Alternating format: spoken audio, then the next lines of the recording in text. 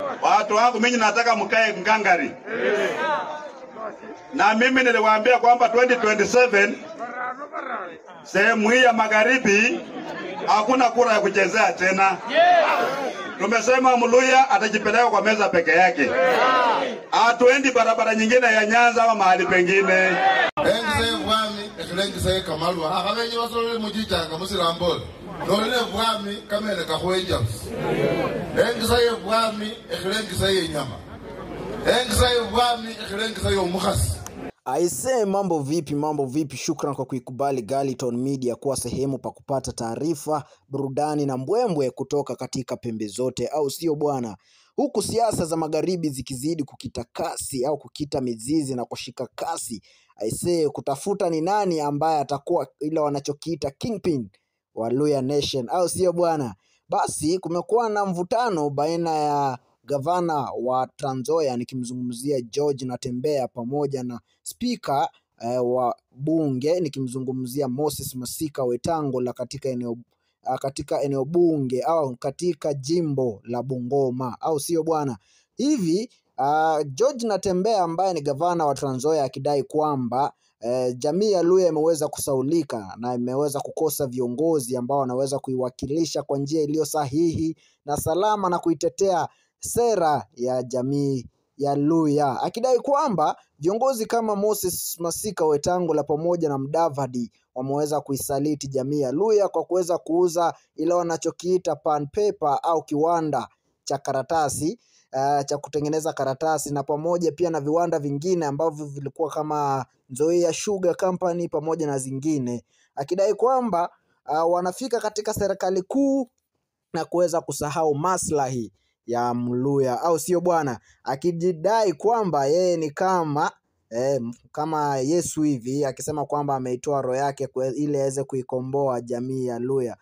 Mimi nimetoa roho yangu kama vile Yesu alitoa roho yake ili watu wake wapone. Mimi Ruto akiniharas, Wetangula akiniharas, Mudavadi akiniharas, mimi sijali as long as watu wangu jamii ya Mluhya munaondoa kwenye lindi la umaskini.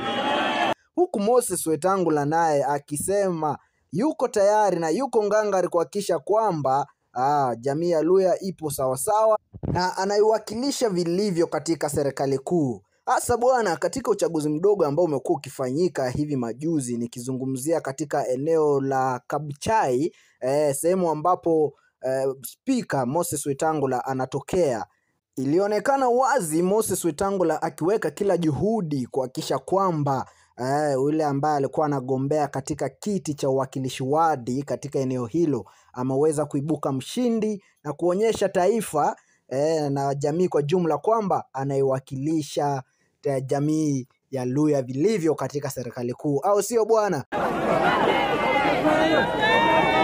Lenya kumaliza bantu befwe nabo lele gavana wefwe nende senator nende babunge chikuro cha skala ba 2 weeks ne kupekura gavana Kufwela, senator Wakoli, secretary general Chikati, investor wewewie John Makali kebeja za kumenya mukabya muno pake kura inewe nyomo.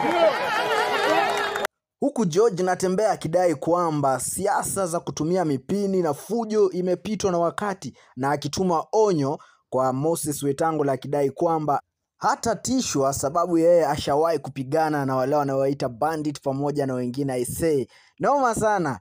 Swali kibaki ni je, nani ambaye unadhani kwamba ataweza kuwa kingpin, ama ni nani ambaye ataweza kuiongoza jamii ya Luhya itakapofikia mwaka wa 2027, au unadhani ni nani ambaye ataweza kuwa na ile wanachokiita usemi kutoka katika jamii ya Luhya mwaka 2027, na ni nani ambaye ataikomboa jamii ya Luhya? Je, ni Moses Wetangula?